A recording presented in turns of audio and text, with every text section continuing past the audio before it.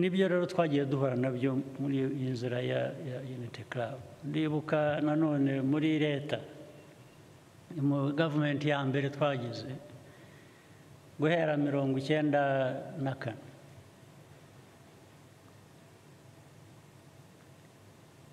hari ibintu byinshi bigeragezo byinshi ariko abari muri abagiye muri guverinoma icyo gihe sinzi hano bagomba kuba atari benshi cyane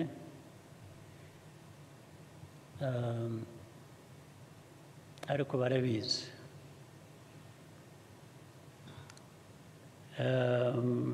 bikajyamo n'ayo mateka mabi yacu ya kera bikavanga n'amatwara mashya twasaga mbese twari nko gukirana n'indi uri hasi n'indi uri hejuru tukigaragura mu kabineti guhera kuri perezida icyo gihe kugera kuri minisitiri uwo ari we wese. Ndibuka rimwe hari inshuro nyinshi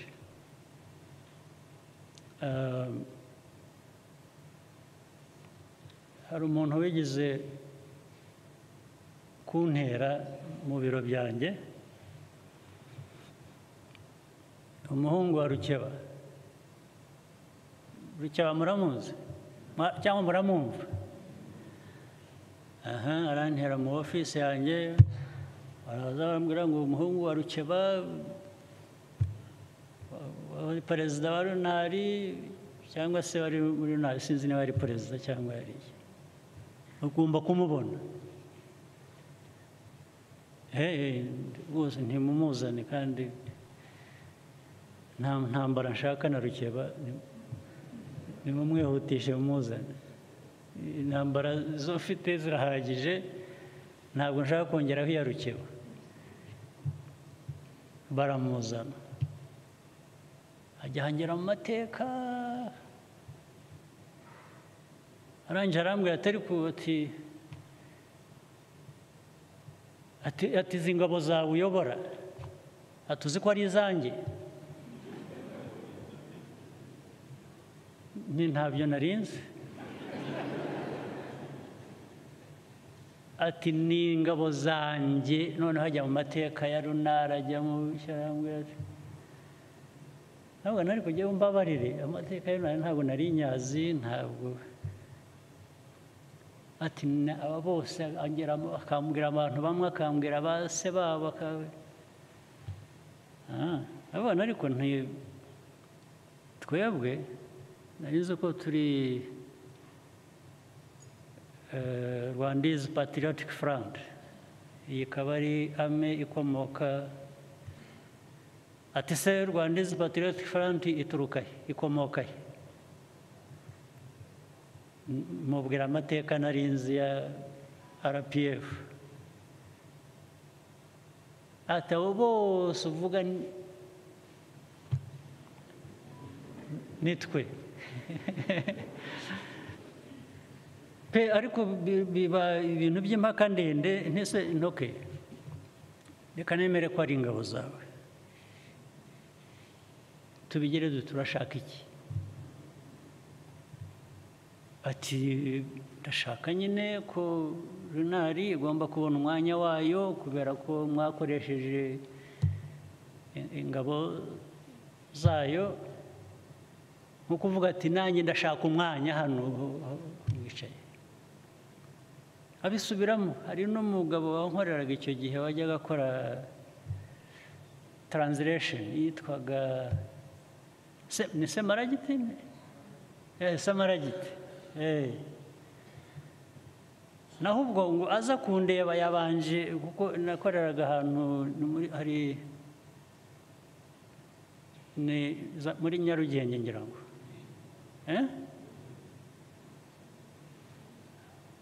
So ndi hejuru ku floor yo hejuru, uwo Samaragiti aravuga ati ati ni ikimenyimenyi, ati abantu bamwe bagukorera bose, ati ni Leonard ni abantu banjye nkande, ati witwa Samaragiti ugukorera hano, ati rero Samaragiti nawe ni boss wanjye buriya, uri boss wanjye Samaragiti.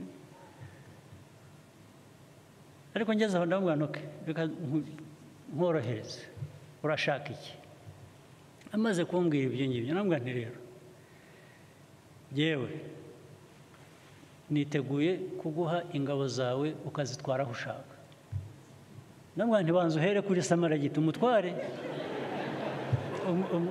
ugende mujyana aho ushaka, hanyuma n'abandi basirikare unyishyuza nabo uzanzanira amazina yabo, nabo mbaguhe wajyana. Hari ikindi ushakaho?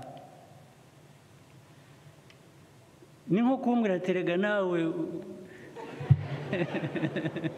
ugomba kunyoboka. Ubwo byari intangiriro, haza kuba ibindi birushijeho hanyuma. Ubwo mu nama mu cabinet abantu baza bagambanye, sinabimenya n'iki. Ariko ninde wari uri mu cabinet icyo gihe waba ari hano? Cabinet ya mbere wari urimo na Karemera, ngira ngo hari Karemera ari hano cyangwa ntawe?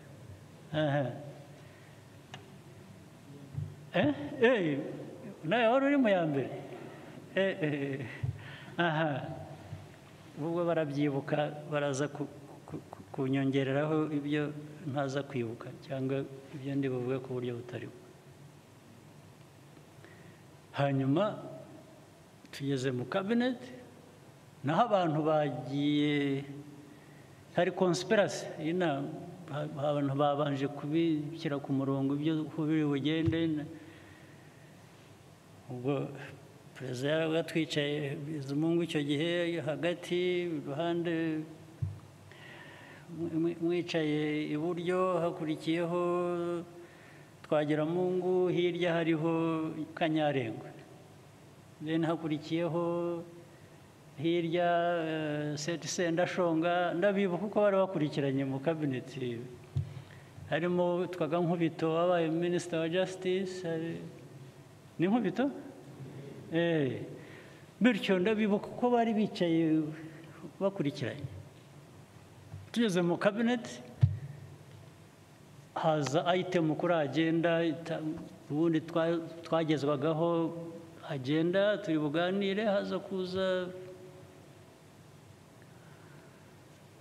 ko hari dosiye izanwa na Minister wa Interior Sendashonga. Dosiye iza kuba iya Rukeba na Runari.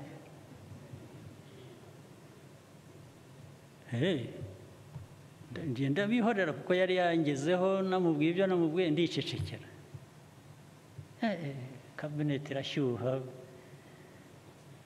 abantu babanza kuko Runari hari ibyayo tugomba kuyiha. Ariko ubwo plan yari ukuzana confusion muri cabinet ndetse no mu the whole. Ubwo harimo abantu bavuga ariko RPF tuzayikira, ariko buri gishobora kubisenya nuko twayishyiramo amacakubiri tukateranya abantu. Ubwo niyo yari plan. So baraheranya Kanyarengwa atari ko nibyo, ati nibyo, ati dosiye, ati ibintu biratunganya, atarya, ati seta, ati tubwira, ati bimeze bite. Yari afite fayiro, arayifungura asoma ibintu mbese ukuntu bakwiye kuzanamo, nabo bagashyiramo, bakazana abantu muri leta, bakagira Runari. Kanyarengwa aramwakira, Twagiramungu aramwakira. nuko haza n'abandi bankubita baramwakira we.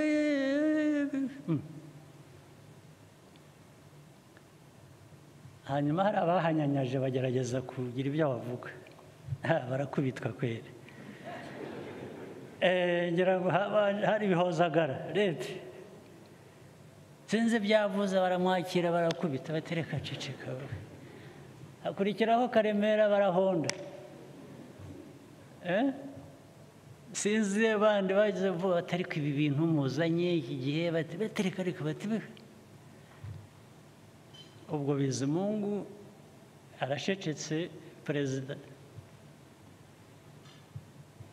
byatinze mbaza perezida, ariko perezida uravuga iki? Intambara ziri hano mu kabineti abantu bahererekanya, wowe urabitekereza ute? Ati nanjye nuko mbibona.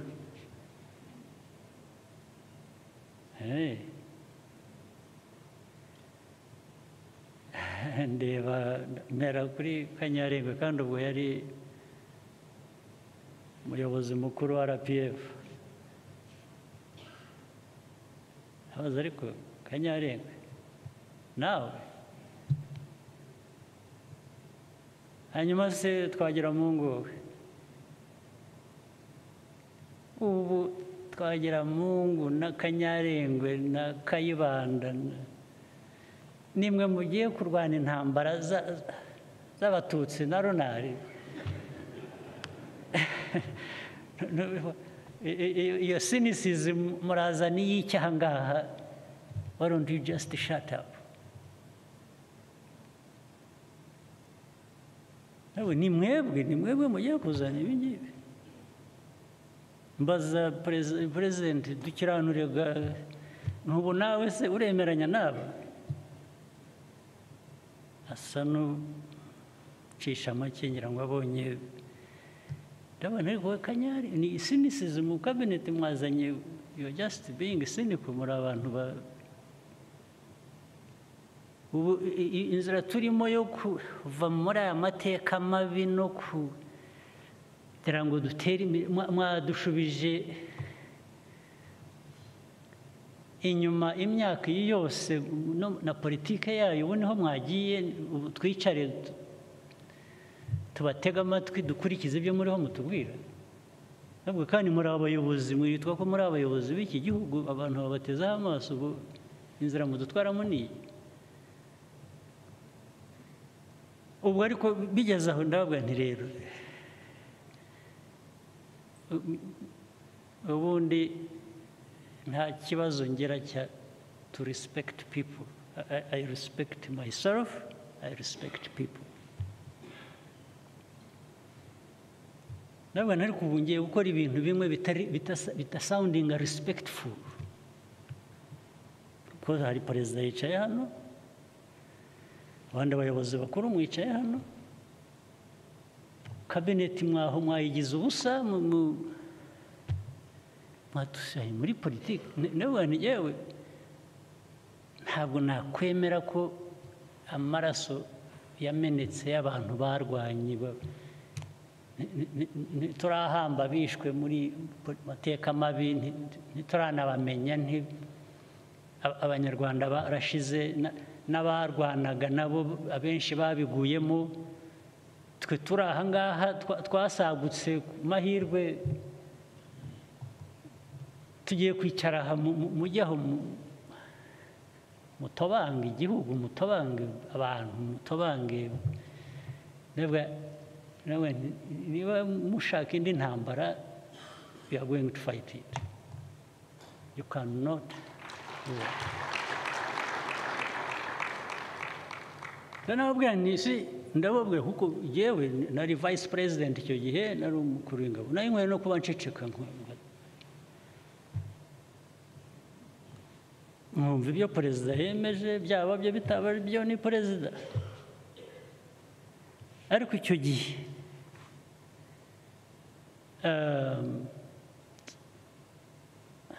kubera investment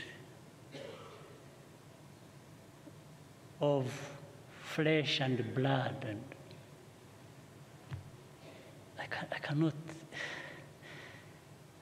icyo gihe ntabwo hari abantu baba shy bagira bate. When it comes to certain things, there is no being shy. Nta soni ngo birangiriraho. So ndababwira forget about it. Ariko urabona icyo navugaga ko cyo kugeraho sounding uba nkaho utubaha abantu cyangwa n'abakuru bakurenze. Icyo navugaga ni uko nababwira ngo ntibishoboka. Kandi ubwo ndabivuga ndi vice president, hari perezida. Ubundi bigaragara ko ngomba kuba ntarubashye inama cyangwa wari unyoboye icyo gihe. Ariko kubera ubuzima bw'igihugu bwacu bw'abakiriho, kubera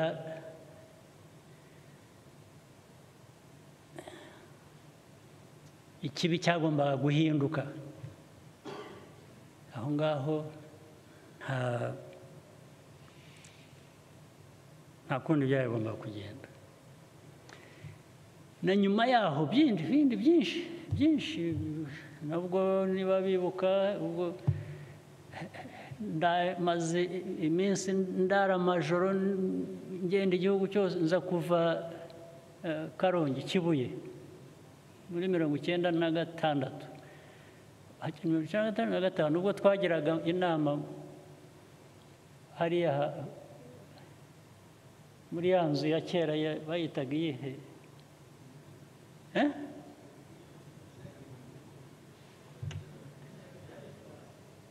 ahantu hari Jari Club, ariko imbere yaho hari iki Senkijuriye. Ubwo naje nazindutse maze icyumweru ntarakandagira hano, ntaragera no mu rugo. Turi mu ntambara z'abacengezi bava hakurya cyangwa bisha abantu bari hakurya y'amazi muri Kongo na hehe. Ndaza nkigeraho ubwo nsanga hari cabinet muri icyo gitondo, ndagenda nyijyamo uko nakabaye nayimeze ngira ngo nari ntaranakaraba. Nkimara kwicara ubwo cabinet iraho iruzuye. Abantu batangira gucana amarenga bakagira batya bakavuga se ndashonga atariko arabanza aravuga ngo twagira Mungu wabajije Sendashonga ngo natubwire amakuru mu gihugu ko hameze. Sendashonga arabivuga, arangije avuga noneho aho mvuye, ngira ngo niho hari ni waba hari ntabaga za Kibuye. Aratangira ati ingabo za Kagame, ingabo za RPF zamaze abantu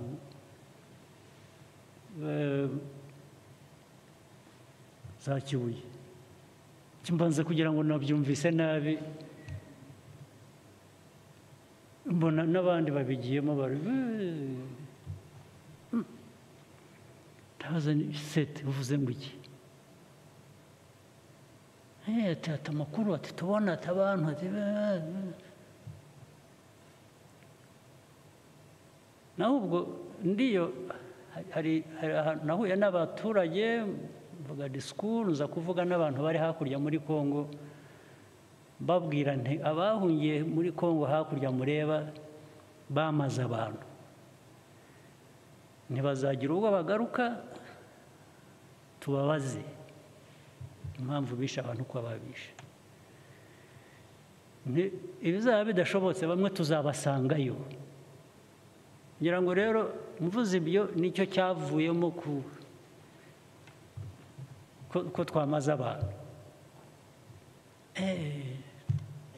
Ndavuga Sendashonga ubu reba ntabwo naraye ndyamye, nagendaga ijoro ryose ndirirwa ushakira igihugu umutekano.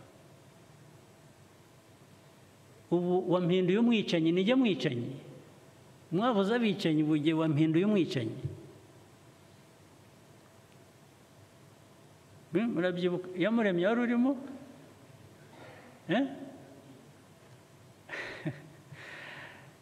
Ndashonga nabaye umwicanyi. Subiramo nka gatatu. Ariko ni byiza rimwe na rimwe kwigarura burya uzi icyanje mu mutwe, ariko mwari mugiye kubigwamo mwese kandi mutabizi. Naratekereje aba bantu nze bose mbahambire, mpere kuri aba ngaba, ngende mbashyire. Ndakubwiza ukuri, byanje mu mutwe, mbonye bitari byiza, bitashoboka, mva mu kabineti ndigendera. Mvamo ngenda n'amaguru, n'imodoka zanjye zisigaho, ndataha ngo mbanze numve.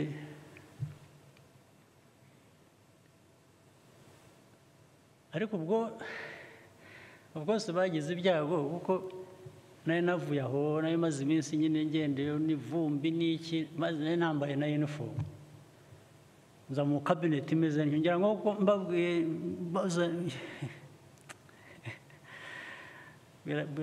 nabajije nk'inshuro eshanu, seti mbwira ndi umwicanyi wo kurandeba ugasanga igihe iwanyu maze iminsi ndera ntaryama, ntarya, ntagira nagiye kwica abantu.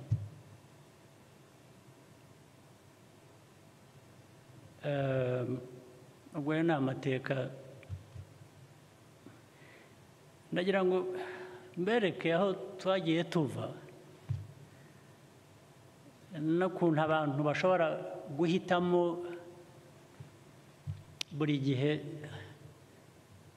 Iyo ufite icyo ushaka kuba cyo, iyo ufite icyo ushaka kugeraho, iyo ufite, hari uburyo, kandi muri buri wese afite ubushobozi, afite uko yatanga umusanzu kugira ngo wa muryango wacu munini, ari cyo gihugu, abagituye, ba nyiracyo, bashobore kubaho neza. Naho ibindi by'amagambo njya numva, iyo ubona abantu bamwe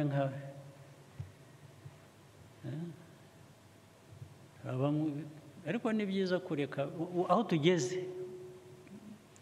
Icyo gihe wavuga uti ariko bashobora kugira burya ibintu ariko ubu aho tugeze nta cyatera umuntu uwo ari we wese ubwoba.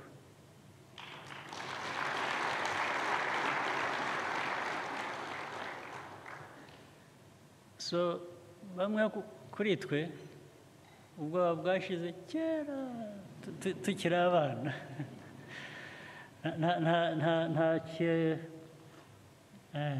Niyo mpamvu tubwirana n'abo bose mujya mubona bigira ibitangaza, ntawe nzasanga ahandi, ariko uwansanga hano twahabana ku bwacu, noti ku bwe.